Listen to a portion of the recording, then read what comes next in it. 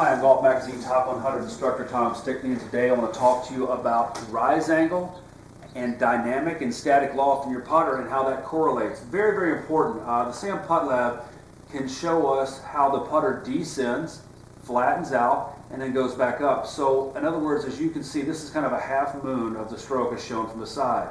So if you put the ball way back in your stance, you'll beat down on it. If you have it way up in your stance, you'll hit up on it. So that is your rise angle. Okay, your rise angle should be around 3 degrees, for most of your tour quality greens that most of us tend to play on. So that's good. So what we can see with this particular gentleman is the club descended, flattened out, and started to go back up, and he catches the ball, as the club's starting to move up. Now, you can see that he added basically a degree of loft as he came through. So what he did is he backed the putter up. He used his hands and backed the putter up just a little bit. So when you add loft to the putter loft when he came in was 3 degrees. He adds almost a degree of loft, so now he's got a 3 degree, or basically a 4 degree lofted putter.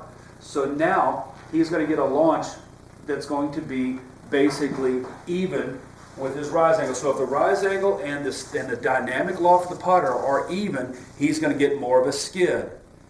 We want the static loft of the putter and the dynamic loft to combine and be under the rise angle. So what happens if he had leaned his hands forward and de-lofted the putter and made his putter loft 2 degrees, then all of a sudden his ball would have had a lot more of a forward roll. So all you need to understand about rise angle and static and dynamic loft is that if you hit up on the golf ball and you change the loft of the putter by either leaning your hands forward or adding loft of the putter by flipping your hands back and letting the putter head past your hands, you are changing the dynamic loft of your putter, and therefore you're going to have different launch characteristics. It is very, very important that you find somebody with a SAM Puttlab to make sure you correlate your rise angle, your static and dynamic loft. If you don't correlate those things, it's going to be very difficult for you to have the type of ball roll that you are capable of on the greens.